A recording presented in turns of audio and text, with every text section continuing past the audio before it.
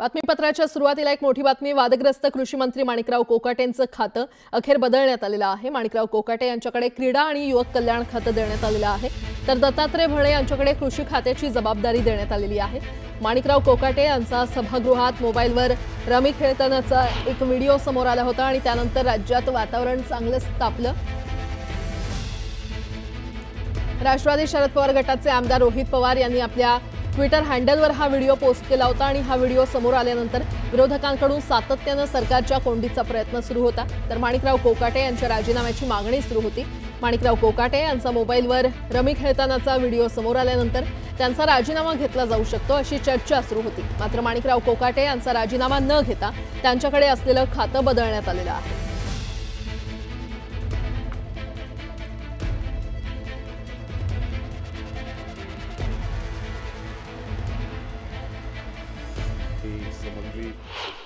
निश्चित प्रकारे राज्याचे मुख्यमंत्री देवेंद्रजी फडणवीस साहेब, एकनाथ शिंदे साहेब आणि आमचे नेते अजितदादा पवार साहेब असतील, तटकरे साहेब असतील, प्रफुल्लजी पटेल साहेब असतील आणि माझ्या सगळेच जवळचे या सर्वांनी जी मला खूप मोठी संधी इथं राज्याचा कृषी मंत्री म्हणून काम करण्याची दिली, त्याबद्दल पहिल्यांदा या सर्वांचे आभार मानतो। आणि आभार मानत असताना आपल्या सर्वांना माहिती, मी पण एक शेतकरी पुत्र आहे। माझ्या कुटुंबामध्ये कोणी राजकारणामध्ये बाकीच्या गोष्टी नव्हता। सुरुवातच एक शेतकरी कुटुंबामध्ये एक माझी चुलते असतील, वडील असतील, चांगल्या प्रकारची शेती माझ्या इंदापूर तालुक्यामध्ये माझ्या भरणेवाडी गावी असल्यामुळं एक शेतकरी कुटुंब म्हणूनच आमच्या कुटुंबाकडे पाहिलं जातं। आणि ती संधी मला निश्चित प्रकारे या सर्वांनी दिलेली आहे आणि निश्चित भविष्यामध्ये या संधीच्या माध्यमातून माझ्या शेतकरी बांधवांसाठी जे काय करणं गरजेचं आहे आणि जे योग्य आहे आणि शेतकरी बांधवांचे प्रश्न कसे सुटतील त्यासाठी माझं प्राधान्य राहणार आहे। खरं तर आता राज्याच्या शेतकऱ्यांपुढे सोयाबीनचा भाव, कापसाचा भाव, पीक कर्ज, कर्जमुक्ती आणि ह्या अनेक असे प्रश्न समोर आहेत। तुम्ही काय उपाययोजना कराल? आता उपाययोजना म्हणजे मी तुम्हाला म्हटलं एकदा चार्ज घेऊ द्या, मला चार्ज घेतल्यानंतर माहिती घेतली जाईल आणि माहिती घेऊन जे करणं गरजेचं आहे आणि जे केल्यामुळे शेतकरी माझा सुखी होईल, शेतकरी माझा समाधानी होईल, तो करण्याचा प्रयत्न भविष्यकाळामध्ये माझा राहील। खरं तर तुमच्या ह्या राजकीय जीवनामध्ये कृषी मंत्रीपद हे अत्यंत महत्त्वाचं पद तुम्हाला मिळालंय, ह्याचं श्रेय कोणाला जातं? याचं श्रेय शेवटी मुख्यमंत्री, दोन्ही उपमुख्यमंत्री आणि विशेषतः आमचे सर्वांचे नेते अजितदादा पवार साहेब आणि तटकरे साहेब आणि प्रफुल्लजी पटेल साहेब आणि आमच्या राष्ट्रवादी पक्षाचे सगळेच, आमच्या महायुतीचे सगळेच सहकारी, यांना सगळं श्रेय जातो। एक शेवटचा प्रश्न, खरंच का कृषी मंत्रालय वसाडगावची पाटील की? आता मी असं कृषीच्या बाबतीमध्ये, शेतीच्या बाबतीमध्ये म्हणणं खरं तर ते चुकीचं होईल। शेवटी आपला जन्म, आपले संस्कार आपल्याला शेतीनेच घडवलेलं आहे, शेतीनेच आपल्याला शेतकरी म्हणून आपण मोठे झालेलो आहोत। त्यामुळं शेतकऱ्यांविषयी तुम्हाला मी सांगतो, खरंच माझ्यासारख्याला तर एक वेगळ्या प्रकारची एक आत्मीयता आहे। त्यामुळं आपल्याला नंतर भविष्यामध्ये त्या गोष्टी दिसतील। खरं तर कृषी मंत्रालय हे दत्तमामा भरणेसाठी अत्यंत महत्त्वाचं खातं आहे, कारण दत्तमामा भरणे सकाळी उठल्या उठल्या शेतामध्ये असतात। जमिनीवरती पाय असणारा नेता म्हणून त्यांची ओळख आहे। मधुकर गालांडे, न्यूज 18 लोकमत, इंदापूर, अंतुर्णे। दरम्यान रोहित पवार यांनी ट्विट करत सर्वच मंत्री जबाबदारीने वागतील अशी अपेक्षा व्यक्त केलेली आहे। कोणतंही मंत्रीपद ही मोठी जबाबदारी असते आणि त्या पदावरील व्यक्ती जबाबदारीने न वागल्यास, त्या पदाला न्याय न देऊ शकल्यास सर्वसामान्यांना त्याचा फटका बसतो। तसंच काहीसं कोकाटे साहेबांच्या बाबतीत झालं होतं आणि त्याचा फटका सर्वसामान्य शेतकऱ्यांना बसत होता, म्हणूनच त्यांच्या राजीनाम्याची मागणी होती। कोणत्याही खात्यात गलथान कारभार होऊन सर्वसामान्यांना फटका बसत असेल तर संपूर्ण सरकार त्यासाठी जबाबदार असतं आणि त्यामुळे खातेबदल केलं म्हणजे आपण सुटलो असा गैरसमज नेतृत्वानं करून घेऊ नये।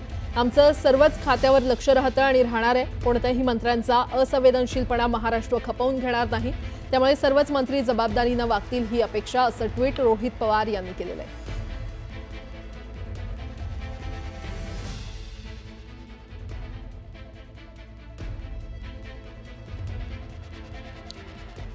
दरम्यान या संपूर्ण प्रकरणावर उपमुख्यमंत्री एकनाथ शिंदे नेमकं काय म्हटलेत पाहूयात। सरकारने, मुख्यमंत्री महोदयांनी, अजितदादाने घेतलेला तो निर्णय आहे आणि नक्कीच यामध्ये सरकार हे सर्वसामान्यांचं आहे, शेतकऱ्यांचं आहे। शेतकऱ्यांना न्याय देण्याचं काम सरकारने गेल्या मागच्या महायुती सरकारमध्ये केलं। मला वाटतं आतापर्यंतच्या इतिहासामध्ये 45,000 कोटी रुपये शेतकऱ्यांना मग ते नुकसान भरपाई असेल, इतर सोयी सुविधा असतील, शेतकरी सन्मान योजना असेल, पीक विमा योजना असेल, या माध्यमातून शेतकऱ्यांना दिलेत.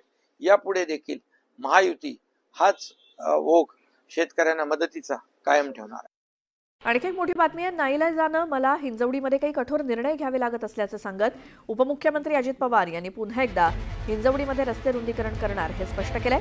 काही दिवसांपूर्वी त्यांनी हिंजवडी गावचे सरपंच गणेश जांभूळकर यांना खडेबोल सुनावले होते.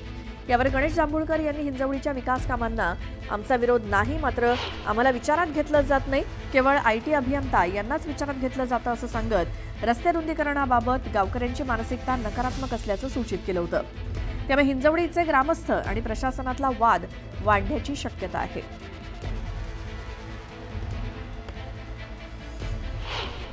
विश्वास आम्हाला घेतलं जात नाही ना, आम्ही त्यामुळे तेच आमची वर्ड आहे ना की आम्ही दादाला पाचला तिथे भेटायला गेलो, ते जाऊन थांबलो, दादा सांगायला नाही म्हणून कळलं आम्हाला की आम्हाला कुठं टायमिंग भेटत नाही, म्हणून आम्ही दादाला एक गावातच दादाला आपण शोधू, गाठवू आणि दादासंग थोडी चर्चा करू गावच्या संदर्भात, जे रुंदीकरणासंदर्भात. त्यामुळे दादाला ते भेटायला गेलो होतो. दादा आम्हाला काही विश्वास घेत नाही. दादाचं काय आहे, ITN दादाला काय ते वेगळं सांगतात आणि त्या ITNचं ऐकूनच दादाचं थोडं हे झालेलं आहे, मनादादाच्या आमच्याबद्दल चुकीचा मेसेज गेलेला आहे की ग्रामपंचायतीत विकासाला आडी येते. आज कुठे विकासाला आम्ही आडी येत नाही. मला हिंजवडीला काही महत्त्वाचे निर्णय घ्यावे लागतात, नाईलाजाने घ्यावे लागतात. मलाही काही समाधान मिळत नाही त्याच्यातनं, कारण त्या काळात हिंजवडी असेल, बाकीचा माणचा परिसर असेल, तिथली वेगवेगळी गावं असतील, इथली परिस्थिती सूस असेल वगैरे, सगळीच गावं, तिथली परिस्थिती वेगळी होती, ती गावं होती. आता तिथं काही लाख लोक हे नोकरीच्या निमित्तानं, कामाच्या निमित्तानं त्या IT कंपन्यांमध्ये जात असतात आणि त्याच्यामुळं ते जाताना त्यांचं ऑफिस सुटल्यानंतर जे काही कोंडी होते ती दूर करायची म्हटलं तर आम्हाला रोड वाइंडिंग केल्याशिवाय गत्यंतर नाही. बातमी बघूयात. EVMशी छेडछाड अशक्य असल्याचं तपासणीमध्ये पुन्हा एकदा सिद्ध झाल्याचा खुलासा निवडणूक आयोगानं केलेला आहे. निवडणूक आयोगानं 2024च्या महाराष्ट्र विधानसभेच्या निवडणुकांनंतर करण्यात आलेल्या EVM तपासणी आणि पडताळणी प्रक्रियेत सर्व यंत्र योग्य स्थितीत असल्याचं स्पष्ट केलं. आयोगाच्या 17 जून 2025च्या सूचनांनुसार राज्याचे मुख्य निवडणूक अधिकारी S. चोकलिंगम यांनी 10 उमेदवारांच्या विनंतीनुसार 10 विधानसभा मतदारसंघातील मतदार युनिट, नियंत्रण यंत्र आणि VVPAT यांची तपासणी केली. सर्व यंत्रांनी निदान चाचण्या उत्तीर्ण केलेल्या आहेत आणि VVPAT स्लिप आणि EVM निकालात कोणताही फरक आढळला नसल्याचं स्पष्ट करण्यात आलं आहे. आणि या प्रक्रियेत 8 उमेदवार किंवा त्यांच्या प्रतिनिधींनी प्रत्यक्ष उपस्थित राहून तपासणी पाहिली.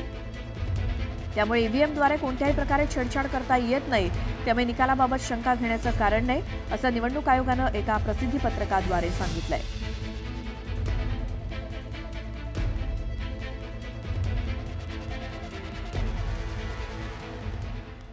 आणखी एक मोठी बातमी. एकनाथ शिंदे यांच्या गुवाहाटी दौऱ्यानंतर 50 खोके एकदम ओके अशी घोषणा देणारे जालन्याचे काँग्रेसचे माजी आमदार कैलास गोरंट्याल यांनी भाजपमध्ये प्रवेश केला.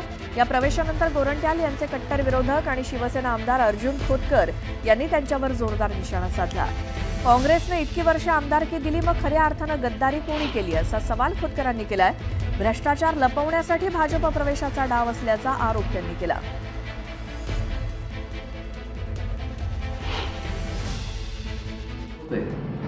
ज्या वेळेस मी स्वतः मूळ शिवसेनेमध्ये प्रवेश केला होता, धनुष्यबाणासोबत राहिलो होतो, त्यावेळेस या महाशयाने गद्दार म्हणून माझा उल्लेख केला होता. मग खऱ्या अर्थाने आज गद्दार कोण आहे? काँग्रेसने एवढं दिलं त्यांना, एवढी वर्षी आमदारकी दिली, नेतेपद दिलं, तर खऱ्या अर्थाने गद्दारी की कोणी केलेली आहे? त्यामुळं खऱ्या अर्थाने गद्दार तर आता हेच या ठिकाणी. मी बघितलं की यांचे संबंध अगोदर तर या लोकांशी होतेच, ते अनैतिक होते. आत्ता यांनी घरोबा केला. नगरपालिकेची चौकशी या ठिकाणी मोठ्या प्रमाणामध्ये लागलेली आहे. त्यांचा भ्रष्टाचार लपवण्यासाठी त्यांनी हा डाव या ठिकाणी केलेला आहे.